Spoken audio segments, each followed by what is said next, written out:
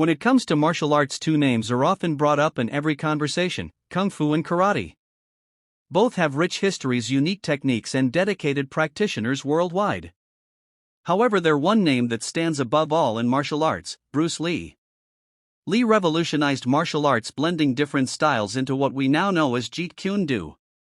In his journey, Bruce Lee shared some eye-opening thoughts on Kung Fu and Karate. Today we dive deep into Bruce Lee's perspective, debunking myths and unveiling the truth about these two iconic martial arts. If you're a martial arts enthusiast, whether beginner or seasoned, you'll want to stick around till the end. The origin of Kung Fu and Karate, a tale of two cultures. To truly understand Bruce Lee's views, we need to explore the origins of these martial arts. Kung Fu, originating from China. Kung Fu is a vast and ancient system of martial arts that encompasses numerous styles and techniques.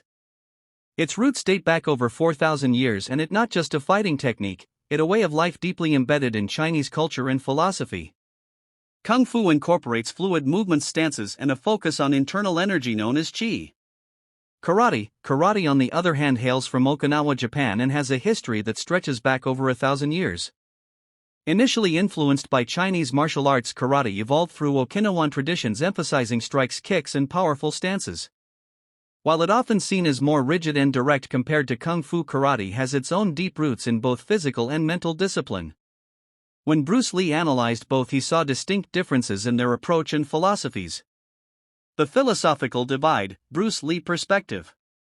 Bruce Lee was a philosopher as much as a fighter, and this became evident in his views on Kung Fu and karate.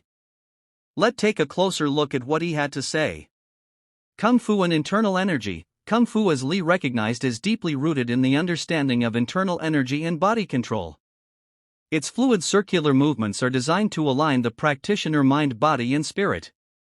Bruce Lee, known for his relentless pursuit of self-improvement, appreciated the idea of cultivating internal strength, but he also criticized certain aspects of traditional Kung Fu that in his eyes hindered practicality in real-life combat situations. Karate and directness. In contrast, Lee saw karate as being more direct and linear in its approach. It focuses on clean, precise strikes with an emphasis on power and speed. However, Lee often criticized traditional karate for being too rigid and limiting in terms of movement. The strict adherence to certain forms and stances could, according to him, prevent adaptability in real street fights.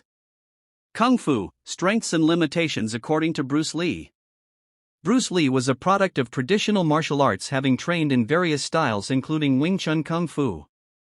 However, his evolution as a martial artist led him to break free from many of the rigid